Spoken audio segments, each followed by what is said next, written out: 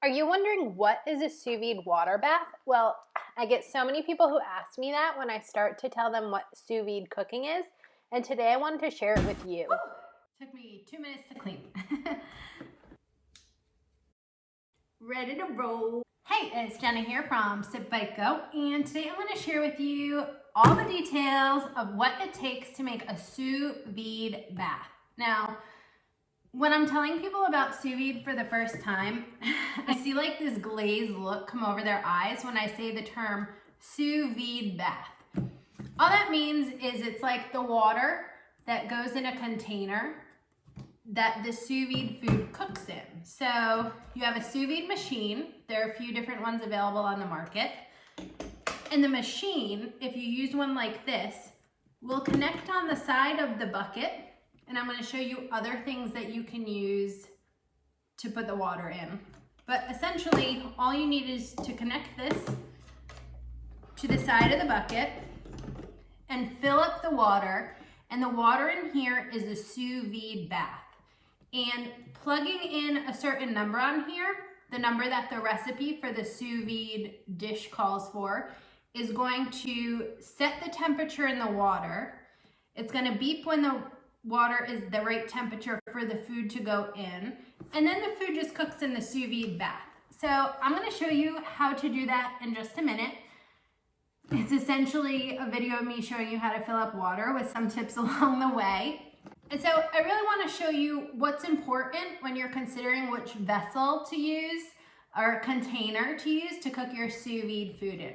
So the first one here that I love to use, this bucket. It was like maybe $15 on Amazon. It's called CAMBRO, that's the name of it. And my husband actually recommended this because he used to be a chef in a kitchen, and I guess this is like chef grade plastic.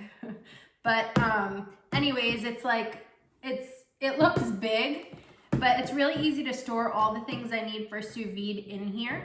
You'll see that I use these little clips sometimes in my recipe videos to hold down the food. But I highly recommend getting one of these buckets. The only issue I've run into is that it's nice and deep, but it's about maybe a foot wide, and that's perfect for so many cooks, but it's actually not that great when I'm cooking like a 5, 6, 7 pound brisket, for example. So the reason is the brisket doesn't fit in here. So I cut off a little piece, which for me is fine. You could cut the brisket in two, vacuum seal the brisket or whatever large food you're cooking, and put 2 pieces in here. But if you're looking for that like really huge hunk of meat, impressive quality, you might need one that's double this size, which they do sell. And then another thing I want to tell you about sous vide baths, the containers you use, is that you probably, if you don't have this already, this type of thing, you can still start your sous vide cooking without it, but I would definitely pick up one because I love them. Where should I put this? Another thing I use is this. It's nice and heavy, so it's gonna keep in the heat of the water.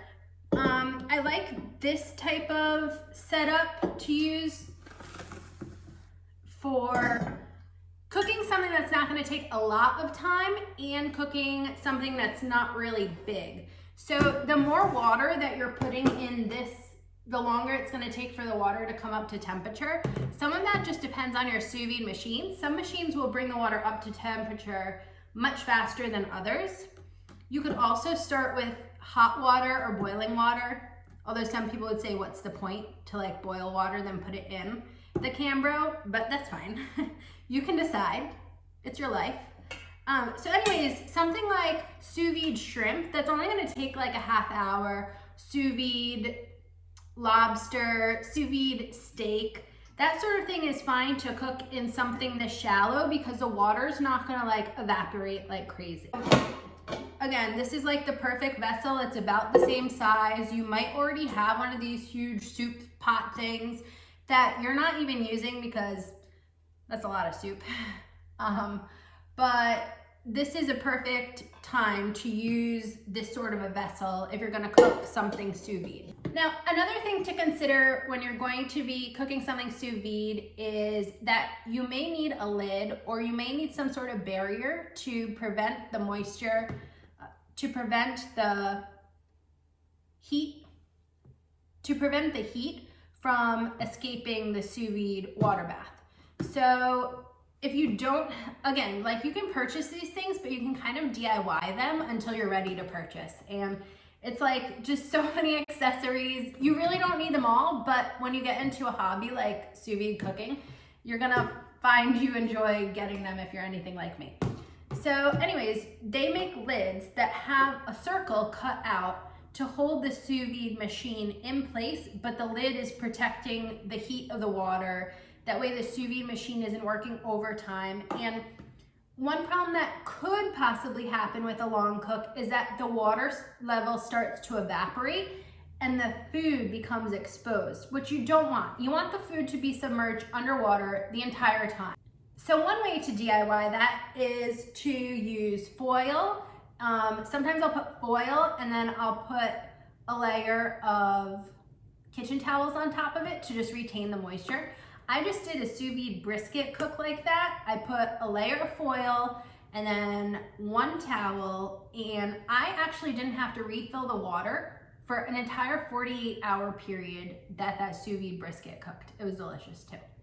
So anyway, that's some of the in and outs with what a sous vide bath is, how you make the sous vide bath, what kind of vessels you need. The thing is, you probably have what you need.